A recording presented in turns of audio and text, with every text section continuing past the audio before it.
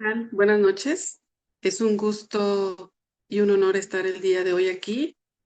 Damos el inicio a esta iniciativa, a quien le damos pues la bienvenida primeramente al doctor Iván Romarico.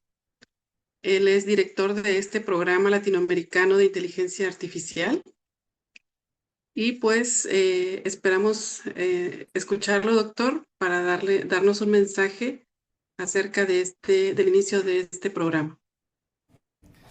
Doctora Anita, muchísimas gracias por la presentación. Muchas gracias a todos los que están aquí en este momento escuchando este gran programa latinoamericano en inteligencia artificial en oncología. Y bueno, les doy la bienvenida. Primero que nada, quiero comenzar agradeciéndoles a todos profundamente por su presencia, así como el apoyo brindado a todo el equipo, que sin ellos no pudiera haber sido este proyecto, ¿no?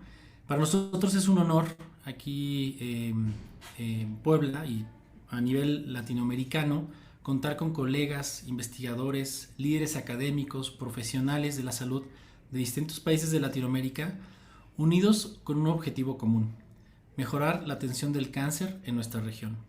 Hoy no estamos aquí solo para hablar de tecnología, estamos aquí para hablar de personas, de pacientes reales, de sistemas de salud con enormes retos y de una región con un potencial extraordinario para mejorar estos desafortunados eventos, ¿no? La inteligencia artificial no es un futuro, sino la inteligencia artificial es nuestro presente. Y la pregunta que ya es si ya debemos integrarla o no a la oncología es más bien cómo hacerlo de forma ética, responsable y con un impacto real en la atención del cáncer. En Latinoamérica el cáncer sigue diagnosticándose tarde, con brechas importantes de acceso, de oportunidad y de calidad de tratamientos. Muchos pacientes llegan cuando la enfermedad ya está avanzada y no por falta de voluntad médica, sino por limitaciones estructurales del mismo sistema. Y es justo ahí donde la inteligencia artificial puede marcar una diferencia histórica. La IA, bien utilizada, puede apoyar al médico de primer contacto, optimizar la toma de decisiones clínicas, estandarizar procesos, reducir errores y sobre todo acercar la medicina de calidad a las personas, sin importar la vocación o la condición socioeconómica. Este ciclo de conversatorios nace como una iniciativa del programa latinoamericano de inteligencia artificial en oncología con una visión muy clara: poner la tecnología al servicio de la clínica. No buscamos reemplazar al médico, buscamos potenciarlo. No buscamos algoritmos sin contexto, buscamos soluciones adaptadas a la realidad latinoamericana. Por eso hoy nos reunimos expertos de todo el mundo y del ámbito clínico, académico, tecnológico y de salud pública para discutir con honestidad dónde estamos hoy, cuáles son las barreras reales, qué riesgos debemos evitar y qué oportunidades podemos aprovechar desde ahora. Hablaremos de la regulación, de ética, de implementación de práctica y evidencia, pero también hablaremos de algo importante como es la confianza. Confianza del médico, confianza del paciente, confianza del sistema de salud. Este es el inicio de un ciclo de conversaciones, un espacio abierto, colaborativo y regional, un punto de encuentro donde Latinoamérica no solo adopte tecnología, sino participa activamente en su desarrollo y liderazgo. Quiero agradecer especialmente a los coordinadores, ponentes y aliados institucionales que hacen posible este esfuerzo en conjunto, su experiencia, su compromiso con en base a este proyecto, y a todos y a todas que nos acompañan el día de hoy. Gracias por creer que podemos hacerlo mejor. Gracias por cuestionar y proponer y construir. Y gracias por ser parte de una comunidad que entiende que la innovación en salud debe tener un propósito. Con esto le doy la más cordial bienvenida al primer conversatorio interinstitucional de inteligencia artificial, panorama regional de la atención primaria del cáncer en Latinoamérica. Y para comenzar, pues les dejo a los dos grandes colegas y amigos, la doctora Anita Construita y el doctor Ricardo Tixi, y pues muchas gracias a todos por estar acá. Comencemos. Gracias, doctora. Gracias, pues vamos a iniciar. Conmigo pues está también el doctor Ricardo Tixi, siempre haciendo aquí una dupla para coordinar sesiones. Y nuestra primera sesión va a ser el estado actual de la inteligencia artificial en México y su comparativa con la TAM. La presentación la hará el doctor José Luis Aguilar Ponce. Él es oncólogo médico Ha sido jefe de educación médica y jefe de distintos departamentos en el Instituto Nacional de Cancerología y pues se ha desarrollado en el conocimiento y aplicación de la inteligencia artificial en oncología. También participó en el manual de búsqueda por inteligencia artificial que se hizo por la Secretaría de Salubridad aquí en México. Entonces vamos a iniciar con esta primera presentación. Buenas noches, muchas gracias a todos. Vamos a empezar. No sé si está mi plática ya, Mari. Lista. La que sigue, por favor. ¿Me la pasas la que sigue, Mari?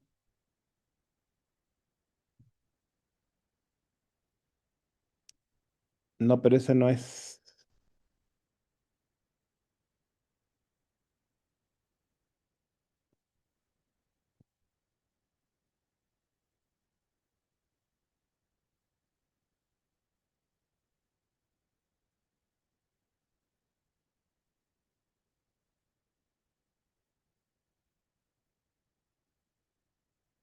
¿Sí la tenemos, Mari?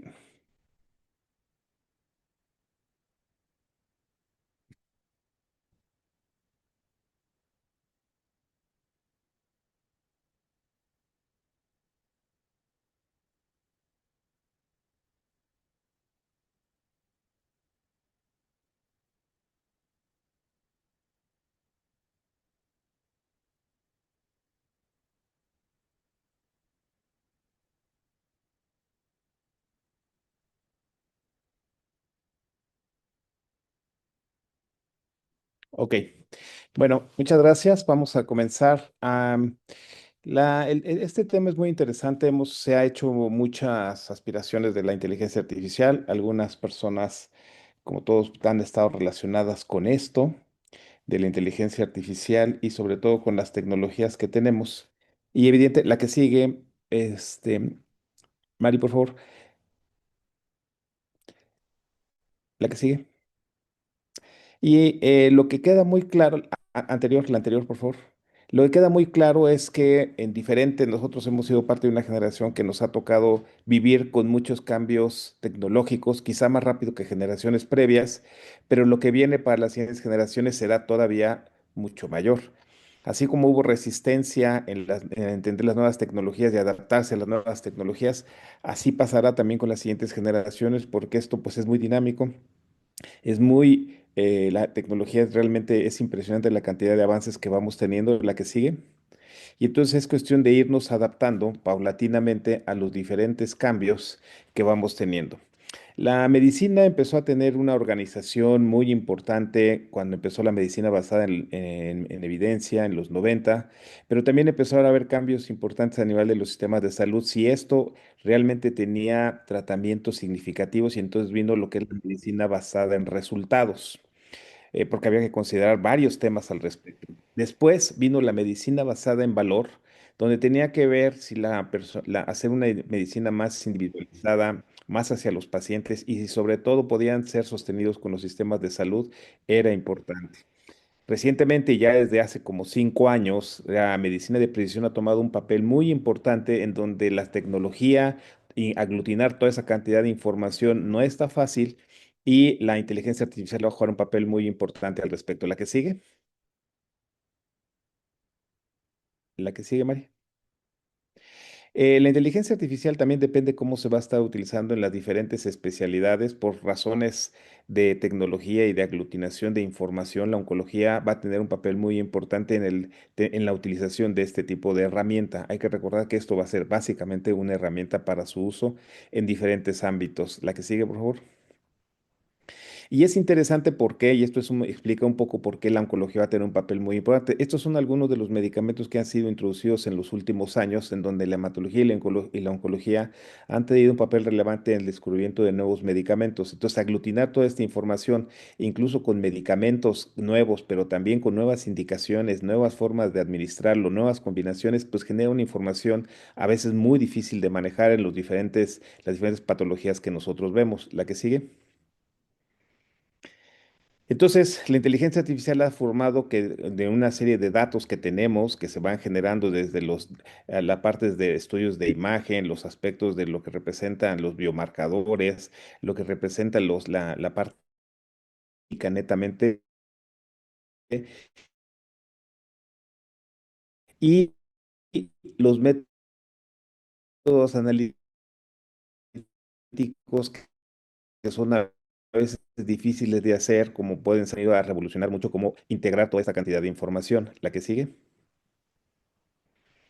Entonces, en la oncología, en lo que se refiere a tener a la inteligencia artificial, pues viene para mejorar sobre todo los diagnósticos, tratar de individualizar, perdón, más el tratamiento en los pacientes, el apoyo a las decisiones clínicas de cómo vamos a ir sacando toda esta información y cómo la vamos a ir interpretando, el apoyo de los nuevos biomarcadores, cómo los utilizarlos, qué hacer, y en un futuro también el desarrollo de nuevos fármacos en otros ámbitos donde va a ser muy importante el uso de la inteligencia artificial para poder aglutinar toda esta información. ¿La que sigue?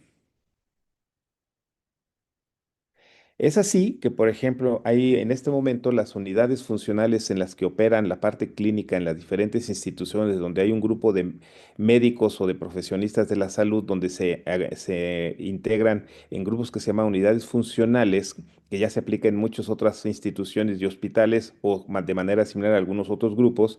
Vemos que es como se pueden tomar decisiones en casos difíciles o en pacientes para tener una mejor individualización de los tratamientos.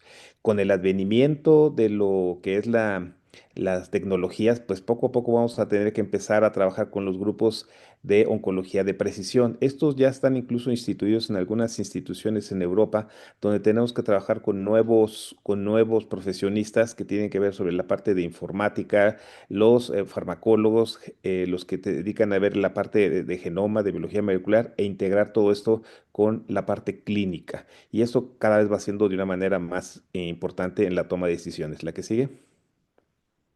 Y es importante saber que la inteligencia artificial pues tiene muchos temas con muchas plataformas donde podemos ver cada quien se puede adaptar a la que más pueda utilizar, la que esté más a su mano, la que más le pueda entender, pero también la forma y preferencia de la inteligencia artificial va a cambiar dependiendo de de las necesidades que vayan teniendo. Aquí se presenta una tabla donde en un año ha cambiado mucho lo que es la preferencia para el uso de la inteligencia artificial. Igual va a pasar también en la parte médica.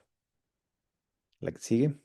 Entonces, básicamente la inteligencia artificial va a mejorar el diagnóstico, va a tener diagnósticos más precisos, va a optimizar más fácil los tratamientos. Esto también puede reducir la atención de los costos en las instituciones, va a superar muchos de los desafíos que tenemos en lo que se refiere a investigación y va a ser de un gran bienestar para los pacientes en lo que se refiere a que tengamos mejores respuestas y tratamientos.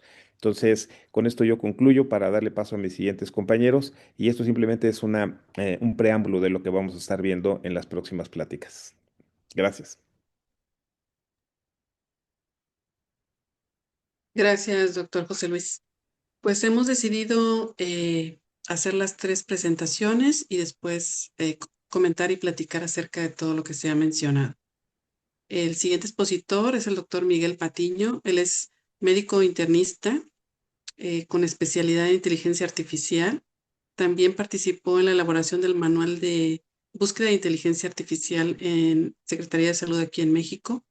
Y pues será nuestro apoyo de ese profesional informático que vamos a necesitar para integrarlo al manejo oncológico de nuestros pacientes.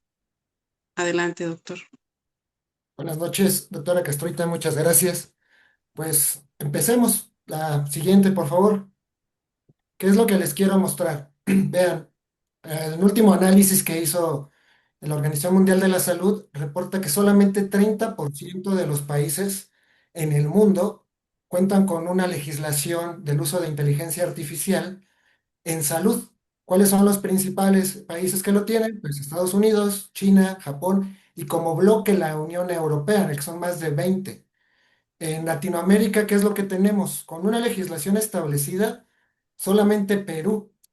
Perú es quien ya tiene una legislación para el uso de IA en salud. La siguiente. Me van a decir, bueno, es que hay otros lugares. Colombia, Argentina, Brasil, están empezando a hacer sus legislaciones. Ahorita hablaré de nuestro caso aquí en México, que es, por ejemplo, lo que tiene la Unión Europea fue el primer país que estableció una legislación para proteger a los pacientes.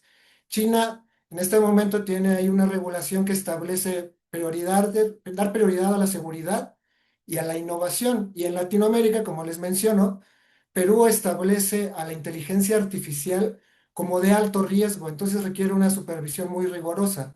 ¿Por qué es importante que contemos con estos marcos de regulación? Lo principal para la seguridad de de los pacientes, para dar una mejor atención y sobre todo que avancemos con una innovación responsable. La siguiente, por favor. ¿Cuáles son los principios generales que se establecen para el uso de inteligencia artificial? No en Latinoamérica, esto es a nivel mundial y no solamente en salud. Son principios muy básicos, que es el primero, la supervisión humana, que la IA sea solamente una herramienta, que la decisión que ustedes tomen como oncólogos sea la decisión final. La equidad y la representación, muchos de los modelos que usamos están entrenados con población anglosajona, con población europea, con población asiática, y los datos que tiene son mínimos de la población que nosotros tenemos. Protección de datos es algo muy importante. Ustedes trabajan con datos genómicos, con imágenes, con datos personales de los pacientes que pueden influir en aspectos hasta en un préstamo, para que tengan una idea. Y la transparencia, que lo que yo utilice o que lo que yo elabore a través de inteligencia artificial sea posible explicar y que sea transparente a todo el mundo, porque si no, ¿qué es lo que vamos a tener? En lugar de una herramienta, vamos a tener un peligro. Siguiente, por favor. Ahora, ¿qué hemos hecho en México? ¿Qué es lo que estamos haciendo un servidor? Bueno, el doctor Aguilar, un servidor.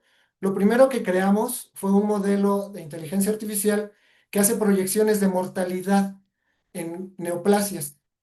Esto no solamente nos dio las proyecciones, identificó zonas del país que se están comportando de una manera diferente. Nos dimos a la tarea en la Secretaría de Salud de ir a visitar estas zonas y hablar con los encargados de salud y con los médicos que atienden a los pacientes. Y posteriormente que estamos elaborando un protocolo nacional de atención con asistencia de inteligencia artificial. Hoy hace unas horas estaba yo reunido con un oncólogo clínico y con un cirujano oncólogo de dos de los más grandes institutos de nuestro país, en lo que están elaborando estas recomendaciones, pero solamente están usando la inteligencia artificial como una herramienta. Les estamos mostrando la información y ellos están haciendo los lineamientos para estos protocolos. ¿Cuál es nuestro siguiente paso? Como Secretaría de Salud Nacional, ya se están empezando a elaborar cuáles son las reglas que se pretende usar solamente de la IA en salud. La siguiente. Ahora, los desafíos que tenemos, pues no tenemos marcos regulatorios, los aspectos éticos, algo tan sencillo como la falta de consentimientos informados en el uso de IA en la consulta, aspectos técnicos, se los vuelvo a mencionar, datos representativos de nuestras poblaciones, los aspectos culturales, la resistencia de muchos médicos a querer utilizar IA y algo que yo considero más grave, el uso de IA sin los conocimientos necesarios. La siguiente. ¿Y qué les propongo? Que todos como grupo, cada quien en su lugar de trabajo, que participemos en en el desarrollo de estos lineamientos, que implementemos protocolos éticos de supervisión, transparencia y protección, y sobre todo que iniciemos la capacitación médica, lo que llaman ahora alfabetización digital. La siguiente, que es la última. Y quedarnos con esta idea, que es lo que mencionaba el doctor Iván al inicio, que estos marcos éticos lo que van a hacer es potenciar su trabajo, no los van a reemplazar. El juicio clínico siempre va a estar con ustedes. Creo que es la última. Muchas gracias.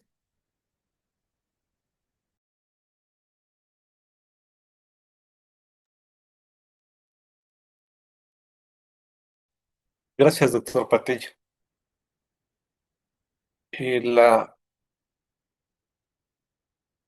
La siguiente exposición va a ser por el doctor Abraham Castro. Él es un médico investigador con experiencia en el desarrollo de IA en salud y específicamente en oncología. Además es director de la clínica de primer contacto oncológico del Hospital Ángeles de Puebla. Doctor Abraham, por favor. Muchas gracias, doctor, y muchas gracias en general a todo el comité de este programa por la amable invitación. Realmente el tema de hoy, como mencionaba a un inicio el doctor Iván, pues es abrir la discusión y como un conversatorio realmente la ponencia del día de hoy no va tanto encaminado a lo mejor a explicar o detallar sobre un tema, sino más bien a abrir puntos de discusión que nos puedan interesar. Derivado de esto, pues lo que vamos a explorar en este punto es barreras, facilitadores y ética del uso de inteligencia artificial en oncología. Esto es algo que es bien sabido por todos. ¿Cómo está la situación actual, específicamente en la región de Latinoamérica? El cáncer a nivel mundial y en nuestra región, incluso algunos cánceres más, es un problema de salud pública con más diagnósticos, mayor mortalidad. Específicamente nuestra región es caracterizada por esta disparidad en el acceso a la salud, donde tenemos la concentración de la atención en las principales ciudades y de asentamientos urbanos, mientras que las zonas rurales suelen ser marginadas y no tienen acceso suficiente ni a los profesionales ni a los servicios de salud en general. Adicionalmente, en el área de oncología sabemos que un punto muy clave es las medidas de tratamiento que son realmente muy dispares. Necesitamos buscar más formas de actividades costo efectivas, específicamente en el área de tratamientos, diagnósticos y seguimiento de los pacientes y claramente la falta de cobertura. Sabemos que en México y en general en la región no tenemos suficientes ni expertos ni clínicas expertas para la cobertura de todos los pacientes oncológicos. Entonces, derivado de esto, creo que es algo que ya el doctor José Luis tocó de manera magistral en su plática. La IA ofrece muchas oportunidades y no solamente a niveles de atención altos o superiores como es un segundo o un tercer nivel de atención, sino que realmente ofrece beneficios desde la previsión, de estratificación de riesgo. A los médicos de primer contacto ofrece esta posibilidad de identificar a aquellos pacientes que están en riesgo de desarrollar algún cáncer tanto en primer como segundo nivel de atención, permite o facilita el tamizaje de los pacientes, ya sea poblacional, como en el ejemplo de las mastografías para la detección de cáncer de mama, o dirigido, por ejemplo, para pacientes que tienen cirrosis o que viven con virus de hepatitis B o C, el hecho de hacer un ultrasonido hepático. A nivel del diagnóstico y la referencia oportuna en un segundo nivel de atención, por ejemplo, hay aplicaciones como la que es GI Genius, que en la colonoscopia nos señala cuáles son las lecciones más sospechosas de las cuales se pueden tomar biopsias para el diagnóstico de cáncer colorectal y bueno, el plan de cada día en el tema de oncología, que es el perfilamiento de los pacientes para una selección adecuada de su tratamiento. Entonces sabemos que las tecnologías de NGS, por ejemplo, ocupan inteligencia artificial para la reconstrucción de los DNAs cuando los analizan con fotografías de cada microsegundo y además las IAs están funcionando en el desarrollo de nuevos fármacos, así como en nuevos sistemas muy interesantes que permiten la selección de tratamientos nuevos sin la necesidad de hacer biomarcación. Sin embargo, pese a que todo esto parece muy interesante o muy útil realmente para la práctica clínica oncológica, esta parte de migrar en el paradigma, como también lo explicaba el doctor José Luis, pues puede darse de manera difícil. ¿Cómo nosotros vamos a pasar de la medicina, el paradigma actual de la medicina en la que estamos, hacia una medicina basada en salud o una transformación digital en el sector salud? Pues la Organización Panamericana de Salud nos presenta estos 8 principios rectores sobre cómo se plantea dar la transformación o cómo ellos sugieren que nosotros demos la transformación. No vamos a ahondar en cada uno de ellos, simplemente mencionar que sí está, digamos, previsto, pero algo que llama la atención es que esto pues parece más empleado para un sistema de salud de primer nivel como tal vez sea en Estados Unidos, donde pues sí, hay una pauta para una transición de paradigma, pero en Latinoamérica específicamente esta adopción puede ser complicado, puede enfrentar diferentes barreras que vamos a ver a continuación. Obviamente tenemos una gran variedad de barreras, sin embargo aquí solamente traigo a la luz algunas de las más importantes o de las principales, empezando por la interoperabilidad. Al menos aquí en México sabemos que tenemos un sistema de salud algo fragmentado, en el cual tenemos por un lado IMSS, tenemos Secretaría de Salud, tenemos también el organismo privado, pero sabemos que Latinoamérica suele tener este problema también. Al momento de nosotros querer adoptar la inteligencia artificial como parte de nuestra práctica clínica, se vuelve complicado el hecho de tener esta división entre los sistemas de salud que ya no permiten la integración de los datos de los pacientes, que como vimos es muy importante para poder hacer una visualización completa de ellos. En segundo lugar, la adopción clínica, y esto es algo que va de la mano con lo que mencionaba el doctor acerca de las generaciones. No todos los médicos, lo sabemos, están renuentes, pero sí existe una duda colectiva muy válida sobre, ¿me voy a quedar sin trabajo? ¿Qué va a hacer la IA? ¿Qué no va a hacer la IA? ¿Hasta qué punto podemos confiar en ella? En tercer lugar, la infraestructura. Sabemos que a nivel de diferentes sistemas de salud no estamos preparados. Habrá quien todavía trabaje con estas máquinas de IBM que eran de las primeras ahí en Microsoft 95, donde nosotros decimos, excelente, queremos adoptar los sistemas, pero realmente contamos con el hardware necesario para poder implementarlos. Y por último, esta parte de validación local, que también es muy relevante. Muchos de los sistemas que se están haciendo a nivel internacional, que nosotros ocupamos o que se plantean, realmente han sido validados por una población muy distinta a la de la región latinoamericana, ¿no? No es lo mismo ocupar a la población de Estados Unidos o de Europa que a la que puede ser de nuestra misma región. No obstante, también hay que mencionar que hay muchos facilitadores para la adopción de estas tecnologías.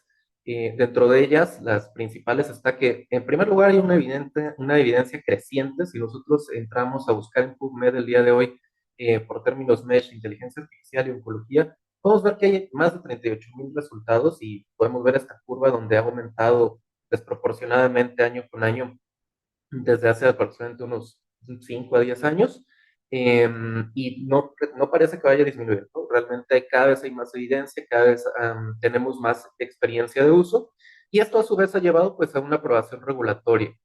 La FDA hoy día en su página tiene esta lista de dispositivos médicos y software médico aprobado que está potencializado por inteligencia artificial, en la cual hasta la última consulta, este día me parece que es 12 de mayo de 2025, fueron 3.357 IAs las que estaban ya aprobadas. Esto realmente nos apoya a nosotros porque sabemos que muchas veces nuestra región sigue a Estados Unidos. En cuanto consigue una aprobación FDA, pues muchos de nuestros organismos regulatorios a nivel de nuestros países también dan su aprobación o su visto bueno. Y por último, pues con evidencia creciente y aprobación regulatoria, pone en marcha este engranaje del apoyo institucional, donde se permite que diversas instituciones, tanto públicas como privadas, empiecen a confiar en estos sistemas. No obstante, además de las barreras de estos facilitadores, hay algunos puntos éticos que creo son muy importantes que tengamos en mente para la discusión del día de hoy. La primera es el acceso. Se plantea que la IA sea una solución para el acceso a la salud a nivel universal. Sin embargo, así como ya se ha creado disparidad tecnológica entre aquellos que viven en zonas urbanas y zonas rurales, pues realmente la IA podrá reducir o aumentar la brecha. La verdad es que es algo que debemos de tener en mente. Segundo punto muy relevante es la privacidad, es el uso de datos y la seguridad de estos. Sabemos que al final del día todos los datos que trabajamos en medicina son datos sensibles, por lo tanto tienes que asegurar que tu sistema, tu hardware y todo el mecanismo, el engranaje que tienes detrás realmente esté preparado para poder pues recibir los ataques que probablemente vayan a tener. En tercer lugar, la responsabilidad clínica. Hoy día es algo que poco se discute en el ámbito profesional. ¿Quién realmente va a rendir cuentas en el caso de que las decisiones se tomen en caso de una IA, ¿no? Al momento de que haya algún problema, algo salga mal, ¿estamos realmente afrontados? ¿Tenemos ya bien esas medidas de cómo se va a afrontar? Y por último, el caso de la transparencia. Algo que preocupa muchas veces en los sistemas generativos es que hay esta caja negra donde no sabemos exactamente en qué se están fundamentando las decisiones de la inteligencia artificial, y tenemos que estar preparados en cuanto a los consentimientos que el paciente nos está brindando para poder utilizar sus datos, alimentar estas plataformas, y la confiabilidad que nosotros tenemos en lo que nos están presentando. Entonces, rumbo hacia una implementación realista en nuestra región, ¿qué es lo correcto? Ser más tradicional, ser un poquito más aventureros, a lo mejor hacer una escalabilidad y empezar con pequeños sistemas y luego ir hacia algo mayor, mejor ir directo y tratar de implementar la mayor cantidad de sistemas, ver cuál funciona más, esperar que, como decíamos, nos traigan estos sistemas que ya han sido validados en otras regiones o hacer desarrollos de manera local, que es mejor que nosotros, como en Europa lo han hecho, ¿no? Esperamos regulaciones. Para poder implementarlos o vamos regulando conforme se van implementando, pero la verdad es que no hay respuestas correctas o incorrectas. Nosotros consideramos que esto se debe de individualizar según el contexto de cada médico y de cada institución, porque al final, de que es una tecnología que se tiene que incorporar y que se va a seguir escuchando y va a seguir en crecimiento, lo va a hacer, solamente es estar preparados y plantearnos estas preguntas para cuando ese momento llegue. Finalmente, para cerrar, me gustaría dejar con esta frase de Steve Jobs que me agrada bastante y creo que da pie a la conversación. Él dice, la tecnología no es nada, lo importante es que tengas fe en la gente sobre todo, que sean buenas e inteligentes y si les das las herramientas, harán cosas maravillosas con ellas. En ese sentido, todos nosotros como médicos, pues tenemos que ser buenos e inteligentes y esperemos que con estas nuevas herramientas hagamos cosas maravillosas. Muchas gracias. Gracias, doctor Castro.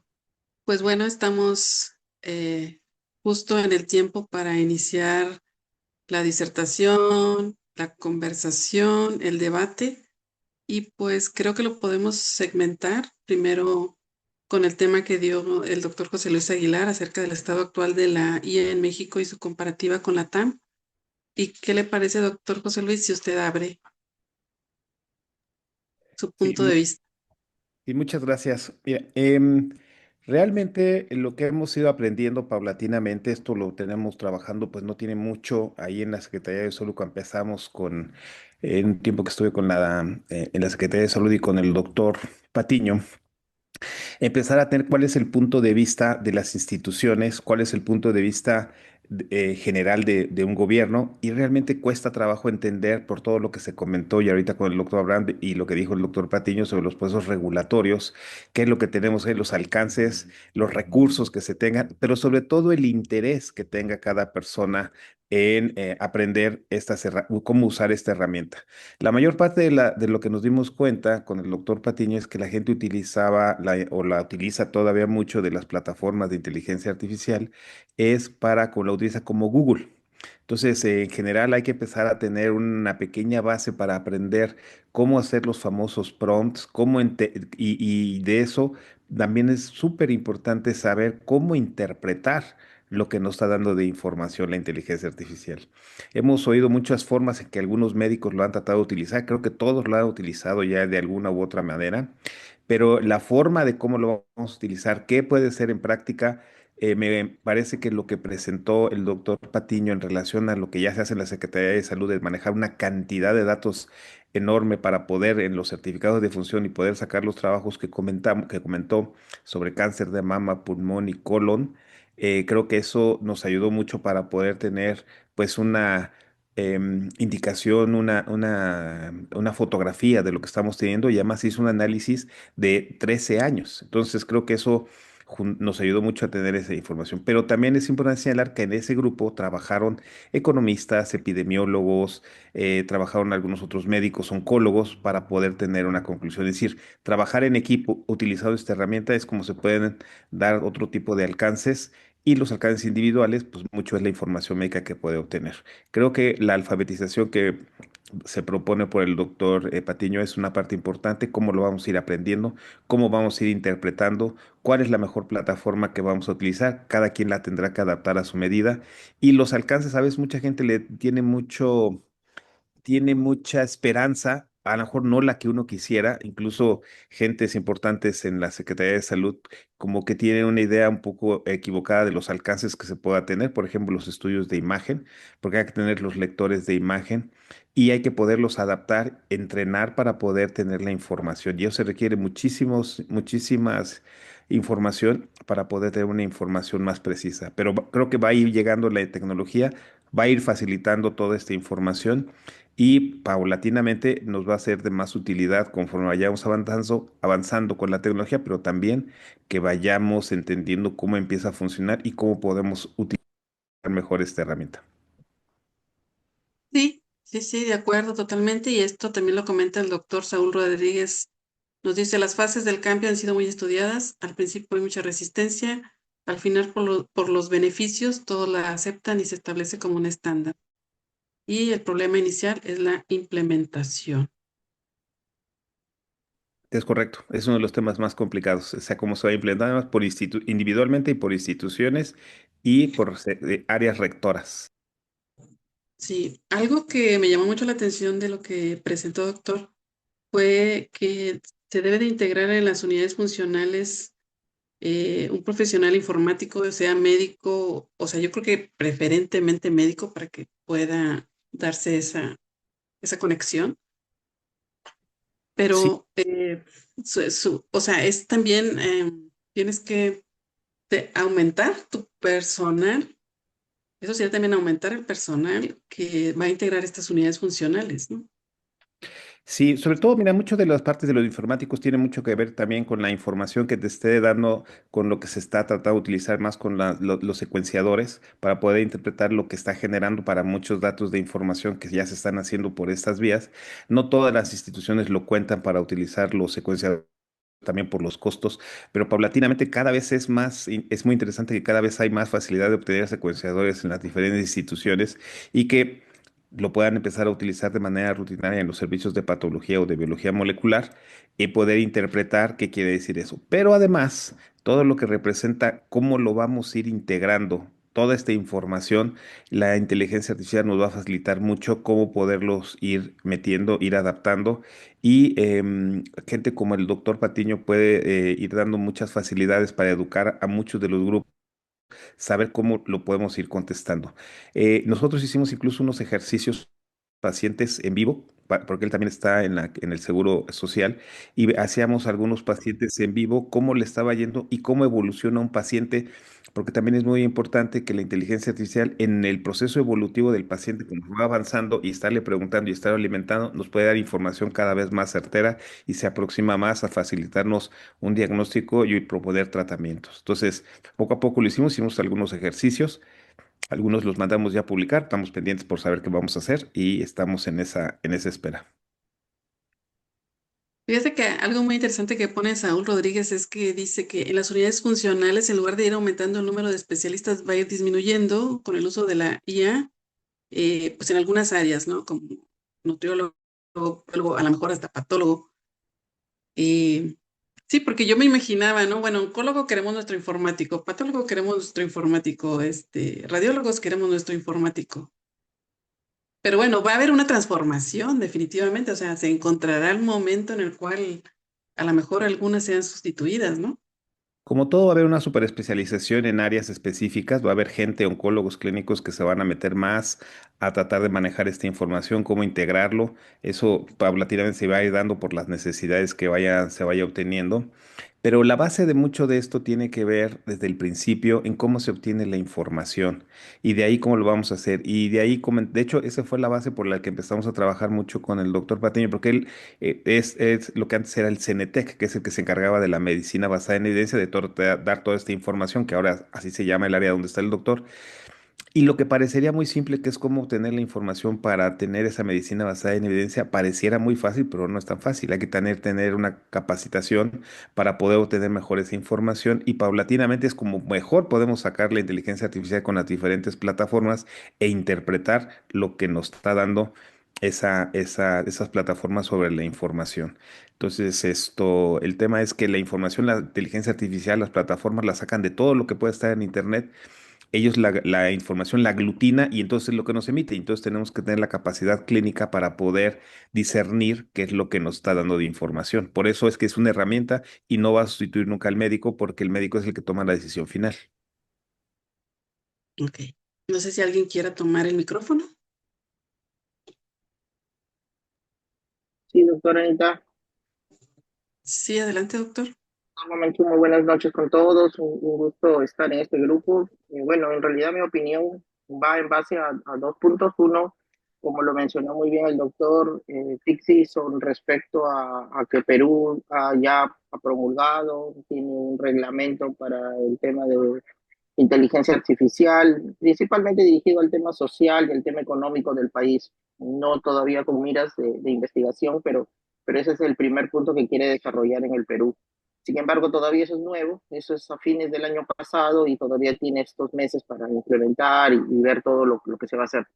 Pero la pregunta que yo les hago aquí es, no sé si les ha pasado a ustedes, pero en algún momento cuando han utilizado, bueno, yo particularmente uso ChatGPT, han querido ver algún tema o han querido revisar alguna publicación o han querido hacer alguna evidencia de información, han solicitado algún link descargable de revista y les ha dado una evidencia y sin embargo, cuando han ido a la página les ha salido que no existe.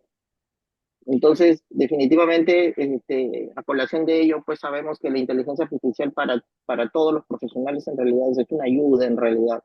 Eso quiere decir que al final de cuentas los que lideramos, en este caso los médicos, en este caso los oncólogos específicamente, somos, como dicen, tomamos la decisión. Tener en cuenta que la inteligencia artificial, entre comillas, no se debe de equivocar, pero hay que tener en cuenta ello también. No sé si será un tema de mi licencia como gratuito o el pagante que va a dar información más exacta quizá, pero es algo que quisiera mencionar. Veo ahí al doctor Gerson Mejía. Doctor, un saludo acá desde Colombia para usted.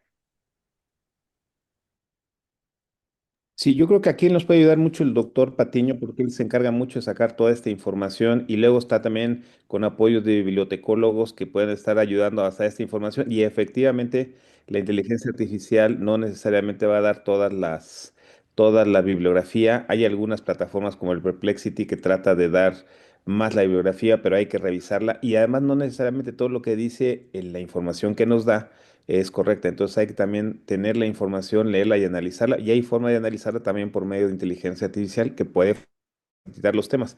Yo creo que tú, Miguel, has tenido mucha experiencia en esto y has sacado una cantidad de información y creo que nos puedes dar fácilmente alguna información de todo lo que has hecho.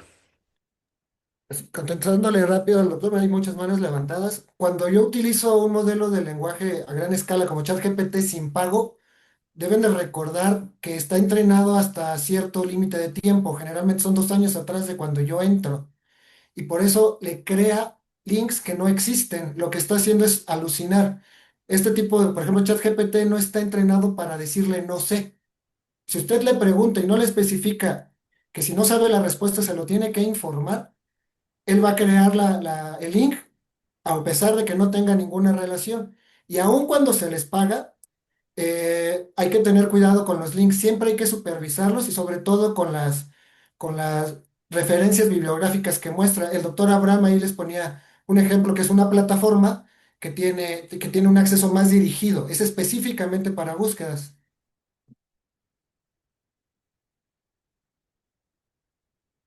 Bueno, hay varios participantes.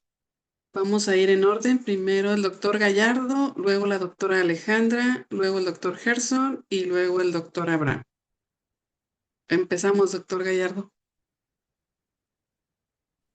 Ahora sí, buenas noches y muchas gracias por las conferencias. Es un tema muy desafiante y muy interesante que tiene muchas aristas. Estamos recién entrando al umbral de este gran desafío y dentro de los desafíos que les quería mencionar es que lo que ya se dijo recién, de que lo importante es entender que cuando buscamos información y tratamos de basar nuestras decisiones en inteligencia artificial, no es encontrar la solución definitiva o la mejor solución, porque hay que tener muy en cuenta que muchas veces la información que está cargada en el sistema puede ser no exacta y puede ser tendenciosa más bien. Por ejemplo, todos recuerdan los resultados en la plataforma de Elon Musk y acerca del nazismo, que consideraba que era algo bueno, que era algo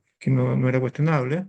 Entonces depende, y eso llevado a nuestros datos, a nuestra área, fácilmente podría ser de que alguna base de datos esté cargada con antecedentes de una compañía farmacéutica que quiera posicionar sus medicamentos o sus productos en general, para que nosotros, quienes utilizamos esta plataforma, eh, terminemos utilizándolo. Eh, Otro de los puntos que es bien importante es lo que en Chile se llama el neuroderecho. Tenemos una ley en relación a esto, el neuroderecho. Y sabemos, por ejemplo, que el uso de los datos que nosotros estamos entregando a las distintas plataformas de inteligencia artificial pueden ser utilizados de distintas formas y finalmente incluso llevarte a tomar conclusiones erradas. Lo que se vio, por ejemplo, de la manipulación en política con la elección del Brexit y de Trump, aparentemente, sobre todo la primera elección. Es posible manipular a la gente, incluso creando ciertas orientaciones, no solamente en lo político, sino también en otras áreas y en el caso nuestro, como decía también, en relación a algunos fármacos o toma de decisiones que son cruciales para los pacientes. Y en otro aspecto tenemos que entender bastante bien de que los niveles cognitivos, la taxonomía de Bloom en medicina identifica cuatro, cinco o seis, creo, seis pasos, seis etapas distintas. Una es simplemente recordar datos, por ejemplo, anatomía, los fármacos, valores normales. Eso es fácil de aplicar en inteligencia artificial. Pero el segundo nivel de capacidades en medicina es comprender, por ejemplo, comprender la fisiología, los mecanismos de acción, y ahí a veces la inteligencia artificial puede fallar un poco más. Después la tercera etapa es aplicar, es decir, interpretación de los estudios, cálculo de datos. Eso se hace más complejo y es más subjetivo y es más difícil de confiar en ese aspecto. Finalmente, analizar, por ejemplo, los diagnósticos diferenciales, a veces es simplemente te da una lista, pero analizar los distintos datos que tenemos ahí es mucho más complejo. Y finalmente, evaluar, por ejemplo, la selección de los tratamientos, el pronóstico, es una etapa también bastante más compleja que tenemos que evaluar quienes hacen docencia. Y todas son etapas que son distintas en inteligencia artificial y como lo estamos recién comenzando, yo creo que nos vamos a ir quedando con algunas de ellas. Y es muy importante esta integración para que nosotros, desde nuestra realidad, podamos también ir poniendo algunos temas y protegiéndonos y acelerando los temas que son más importantes para nuestra realidad.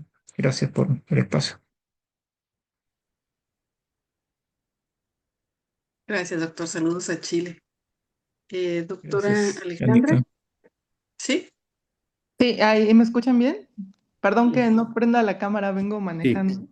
Soy la doctora Alejandra Armengol, dirigí el programa de prevención y control de cáncer de la mujer en la Secretaría de Salud y quiero hacer un comentario súper breve porque yo sé que el tema es muy amplio y da para mucho debate, excelentes ponentes y ponencias, pero sí creo que una de las cosas más importantes para todos nuestros compañeros y compañeras latinoamericanas es que la inteligencia artificial debe partir a través de los mejores datos confiables en su país.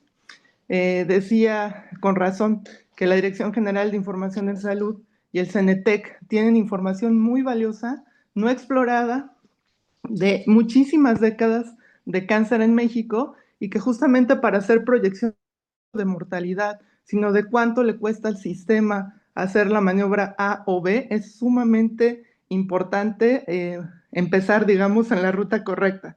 La segundo comentario es que yo creo que desde la Secretaría de Salud no hay ninguna duda de que se tiene que utilizar inteligencia artificial en un contexto latinoamericano donde los recursos pues son insuficientes. Esa es la razón práctica por la cual no se pueden tomar decisiones basados pues, en países, digamos, que tienen los recursos para hacerlo. La inversión que hay en salud en nuestro país, y creo que es el ejemplo de muchos países latinoamericanos, que conozco bien el programa en Bolivia y en Guatemala, pues es justamente el bajo financiamiento que hay, ya no digamos para un programa de preventivo y de inteligencia artificial para tratamiento, sino para salir de condiciones que, como ustedes saben, después de la pandemia han sido, digamos, por poner una palabra, bastante difíciles. Ejemplo, el sarampión en México. Y la otra que es súper importante en inteligencia artificial es conocer la ley y tener la preparación los oncólogos en política pública.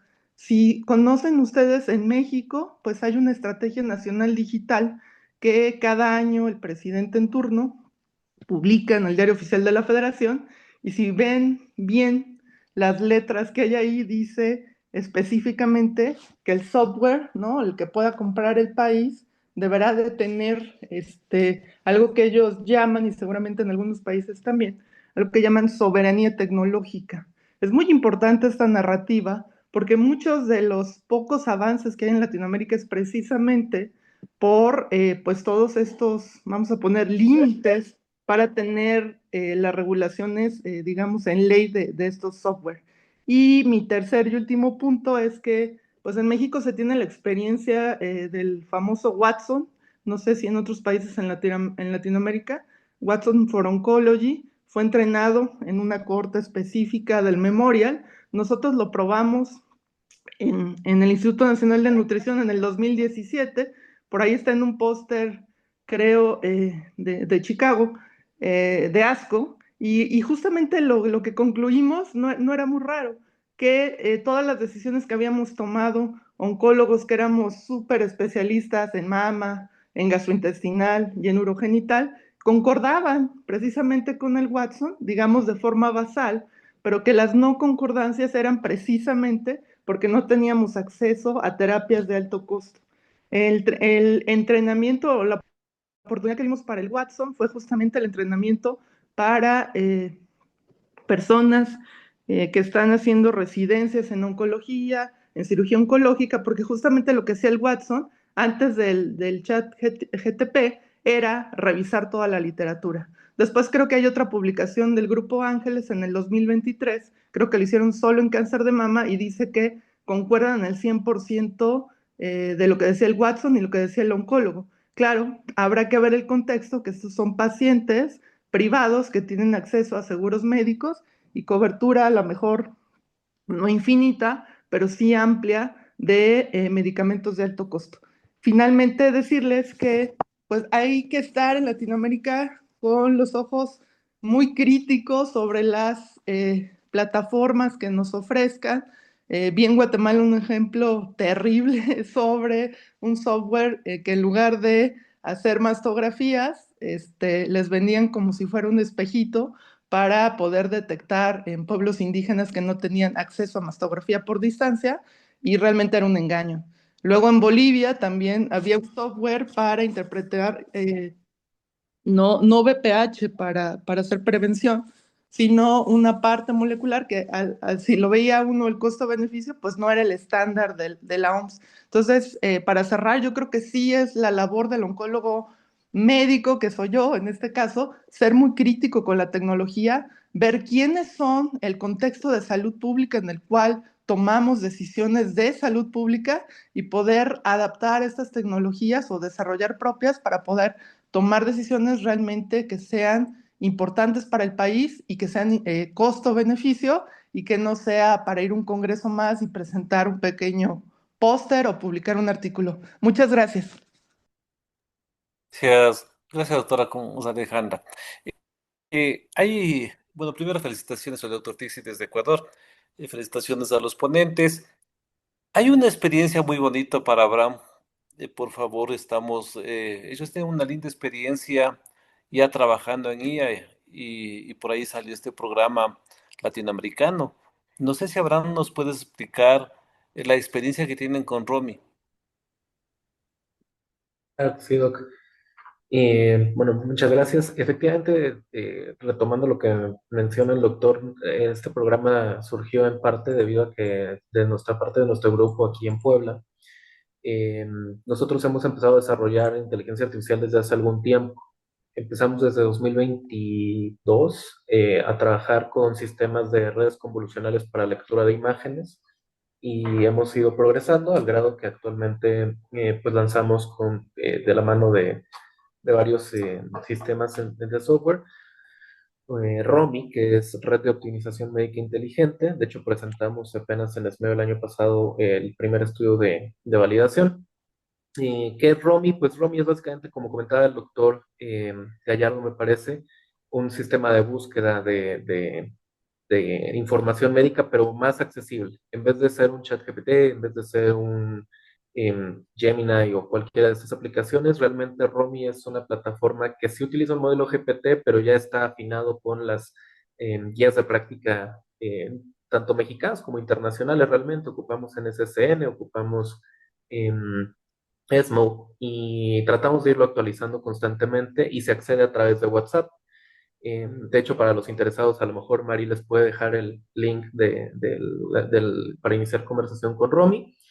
El objetivo es que sea una forma fácil y rápida de buscar información. Creo que ya lo mandaron. para que todos los médicos en su día a día puedan ingresar. Digo, la página que yo les mandé, la que comentaba el doctor Patiño, es Open Evidence, nada más como ahora sí que por no dejarlo, les quería mostrar con lo que comentaba el doctor acerca de que a veces hay esta dificultad de encontrar información porque alucina ChatGPT y varias aplicaciones, eso es muy cierto. De ahí, por ejemplo, Open Evidence, les voy a enseñar, es una aplicación completamente gratuita que está impulsada por Clínica Mayo, por New England Journal of Medicine, por JAMA y por la NCCN para poder buscar información en tiempo real. Funciona tanto en inglés como en español. De hecho, o sea, pueden ingresar, el registro es completamente gratuito. Solamente les van a pedir que demuestren que son profesionales de la salud y aquí pueden hacer dudas y les va a dar los links directamente a los artículos que son confiables, ¿no? Por lo mismo de que tienen el soporte de todas estas plataformas.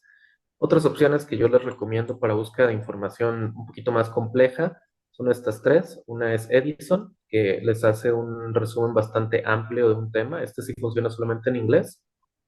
Y otros dos son SciSpace, que también permite hacer búsquedas tanto en inglés como en español y hace todo esto, organiza la información, permite identificar los datos más precisos y da los enlaces también a las formas. Entonces, realmente todos estos sistemas de búsqueda es que nosotros nos fundamentamos para la creación de Romy.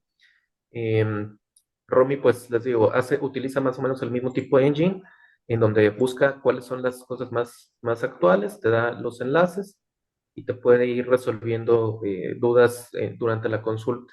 El objetivo de Romy es que en vez de que uno se tenga que meter como aquí al portal web, pues es realmente que se pueda ingresar desde WhatsApp. Si gustan, de todas formas, les puedo mandar tanto el link que ya les mandó Mari por el chat, como a las plataformas que les acabo de mostrar para dudas, por si las quieren ir revisando, que era por lo que tenían a la mano. Y pues en general agradecerles a todos su asistencia porque para nosotros es algo muy importante que podamos seguir difundiendo este tipo de tecnologías y que se están haciendo aquí en Latinoamérica, no necesariamente son todas plataformas extranjeras. Gracias, mi estimado, como sabrán. Eh, Al doctor Saúl, él habló sobre la implementación. No sé si es que qué tan difícil va a ser para Latinoamérica implementar este programa. Eh, ¿Cómo ve este punto, doctor Saúl Rodríguez? Hola, bueno, ya me adelantaron. Yo creo que no va a costar trabajo. Yo creo que no va a costar trabajo porque es algo que ya se está haciendo, más las generaciones nuevas, los residentes están utilizando todo esto para su formación de las inteligencias, preparar clases, y lo están empezando a hacer y lo están haciendo bien.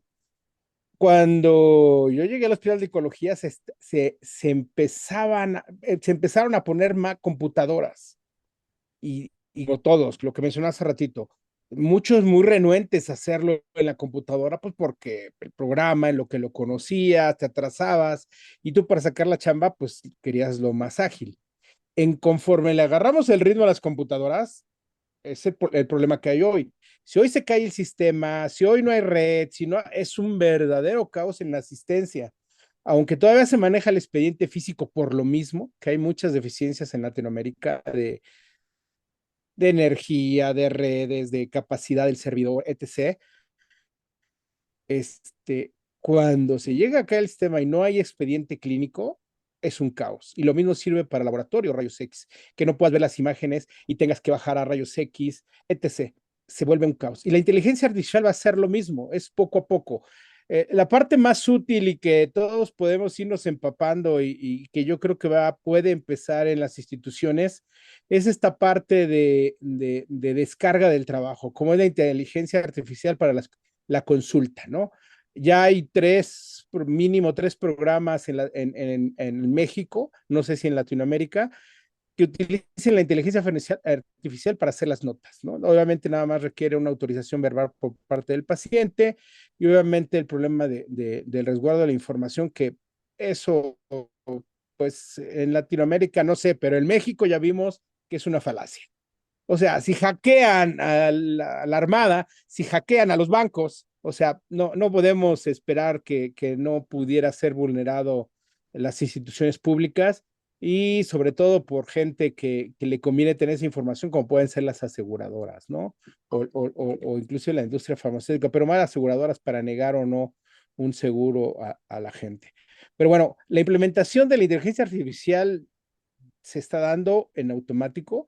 Pues me digo, a nivel institucional, estas inteligencias para hacer las notas, en donde el médico ya está hablando, ya el paciente está diciendo y todo se lo va acomodando en la nota, entonces de entrada va a reducir muchísimo el trabajo y va a dar tiempo a una mejor atención, notas completas que a veces ya nos dijo el paciente algo y se nos pasa a transcribirlo. Y eso es del común, porque en las instituciones públicas no es de que ves como en la práctica privada, a lo mejor 10 pacientes o un poco más. No, son 50 pacientes citados y aparte extras, ¿no? Entonces, eso va a ayudar mucho. Ya se está haciendo con lo que mencionaron de la lectura de imagen. No aquí, pero ya se está evolucionando, ya están haciendo pruebas para que la inteligencia artificial pues prácticamente opere, ¿no? Igual lo pasó por la cirugía abierta, la cirugía laparoscópica, un poco de renuencia y ahora díganme que no se opera por cirugía laparoscópica, ¿no? Cirugías que antes uno pensaría que no se podrían o no se iban a poder hacer por laparoscopía como una exenteración pélvica o una peritonectomía, ¿no? Se hacen por laparoscopía ya. Y obviamente con robot las pruebas que ya están haciendo para que sea el robot el que opere y el cirujano es solamente supervisor. Y eso nos va a alcanzar y va a haber, ya hay, o va a haber procedimientos estándar como colistectomías o apendicectomías que los va a operar el robot, ¿no? Y vamos a seguir evolucionando. Que ya se ocupa otro tipo de inteligencia artificial para cirugía, sí, para detectar lesiones tempranas con contrastes como el verde indocianina, que se pueden encontrar lesiones que no se podían detectar a simple vista, ahora con el uso de la inteligencia artificial y las visiones en colores, pues puede aumentar la sensibilidad.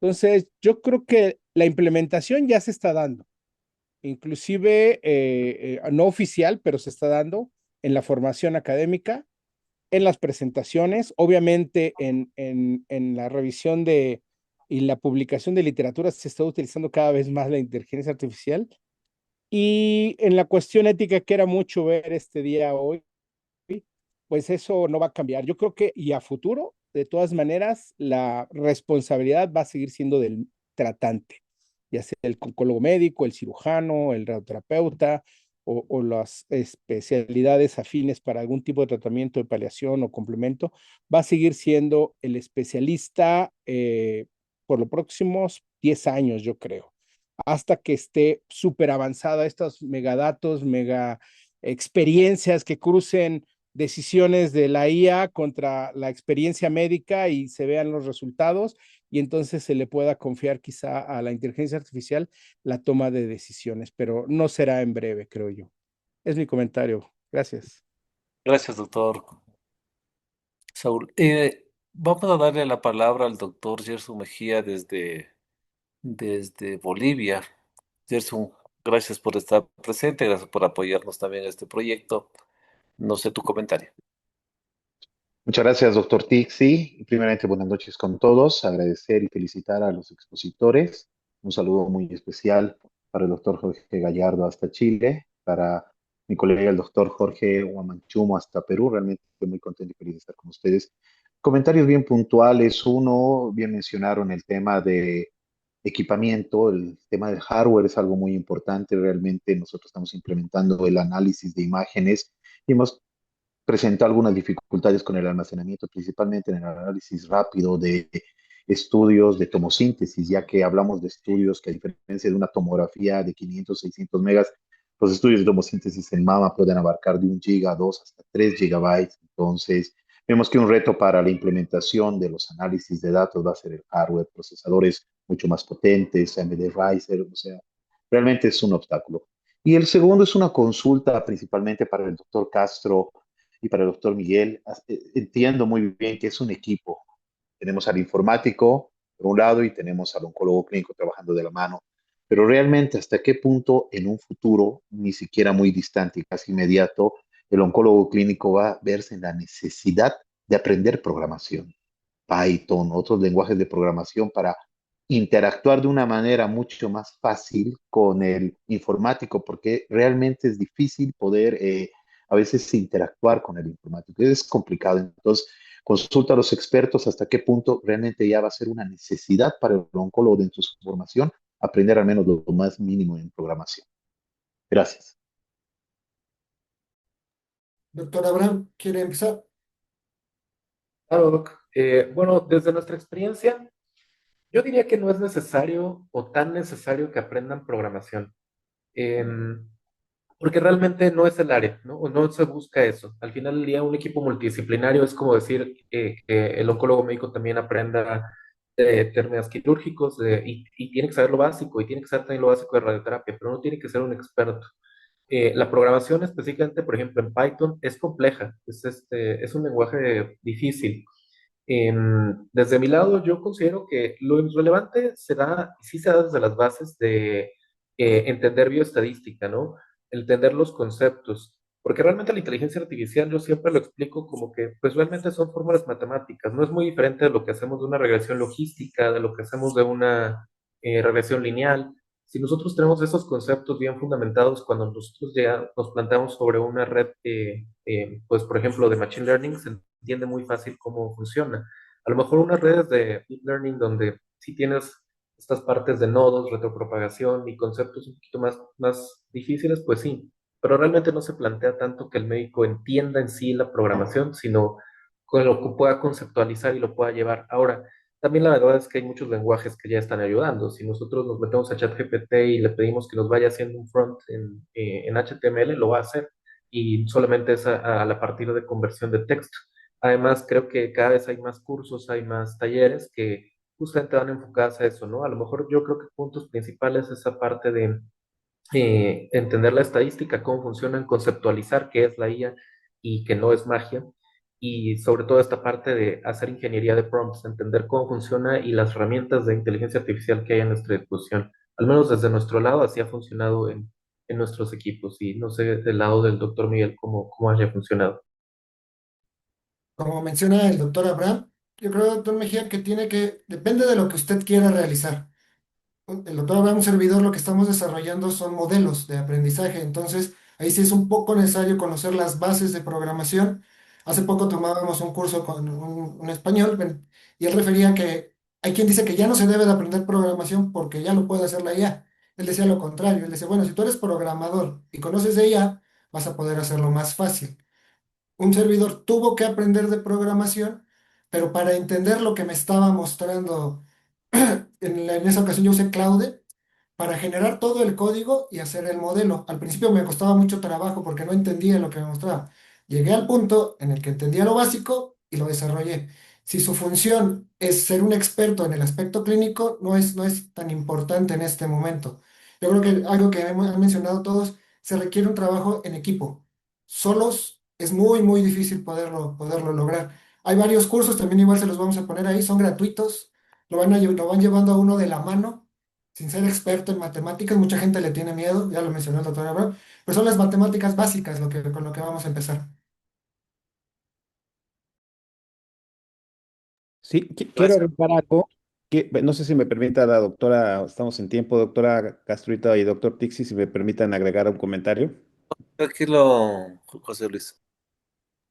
Miren, la doctora Armengol daba una sugerencia y un poco a lo que se está comentando y algo que hicimos también con el doctor Patiño, es que en el Instituto Nacional de la Nutrición se reportó un análisis sobre cómo le iban a, en 100 preguntas que hicieron, 100 casos de problema, a 6 infectólogos y trataron de ver cómo contestaban ellos en relación a lo que les daba la inteligencia artificial. Básicamente ellos usaron ChatGPT.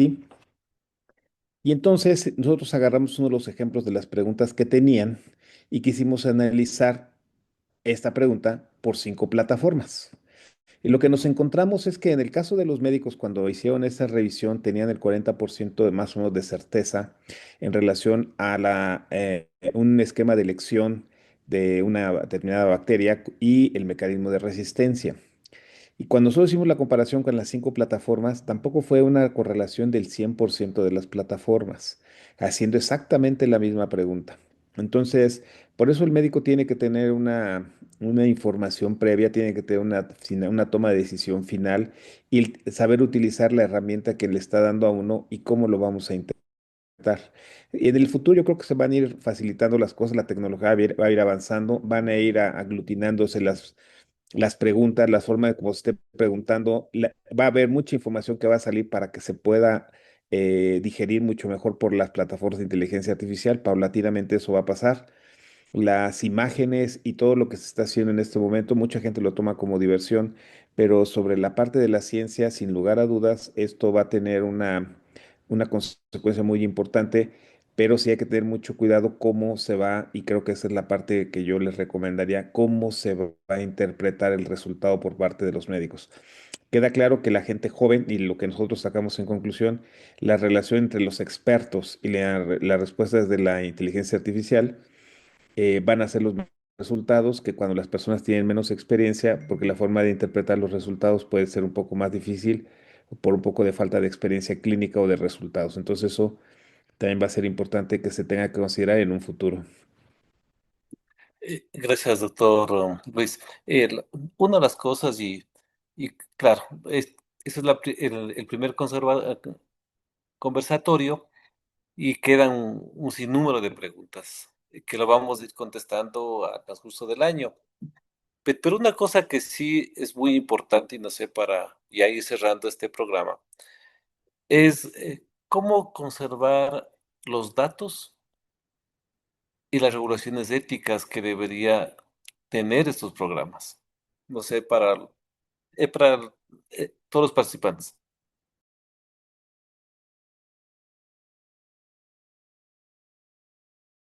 ¿Cómo conservar los datos?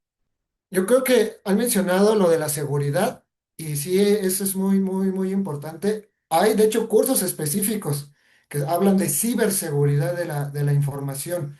Hay quien tiene sus propios servidores. Hace poco con el doctor Aguilar nos tocó ir a una clínica particular en Querétaro y ellos tenían su propio servidor y creían que eso era seguro, pero no. Ya cuando les preguntamos, resulta que ese servidor estaba conectado a otro servidor que estaba afuera. Nos tocó platicar con gente de IBM a nivel latinoamericano y ellos mismos lo mencionan, que la información que se comparte en estos ChatGPT, Gemini, no está cerrada. Esta información sí se tiene acceso, entonces sí hay que tener muchísimo cuidado y establecer legislaciones y tener personas que estén capacitadas para el tema de la ciberseguridad.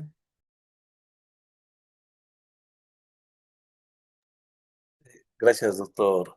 No sé si alguien más quiere hacer un comentario, si no, Anita, para dar por terminado el evento. Pues yo creo que lo damos por terminado por tema de tiempo, porque si no, no podríamos terminar. Eh, y bueno, quisiéramos a que abran la cámara para que podamos hacer una foto, una captura grupal, este, histórica. No me ayuda a Pues, mí la cámara. ¿cómo, doctor? Algo pasó, pero bueno, en todo caso estamos aquí. No, solo agradecerle a todo este equipo que está detrás de este programa. Eh, Vamos a ir aprendiendo, yo creo que todos, con la experiencia que tiene el grupo de Puebla, con Marisa a la cabeza y toda la gente que está detrás de este proyecto. Solo agradecer porque abre un nuevo campo para Elo y toda Latinoamérica. Yo creo que vamos a aprender en esto y que las siguientes charlas sean mucho más nutridas y vayamos aprendiendo en beneficio de que hay que disminuir la brecha de conocimiento en oncología. Gracias a todos. Anita, sus últimas palabras. Sí, bueno, yo quisiera que fuera el doctor Iván Romarico, nuestro director del programa, si puede dar algunas palabras.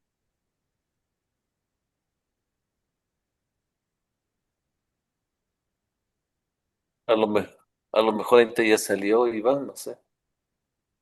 Bueno,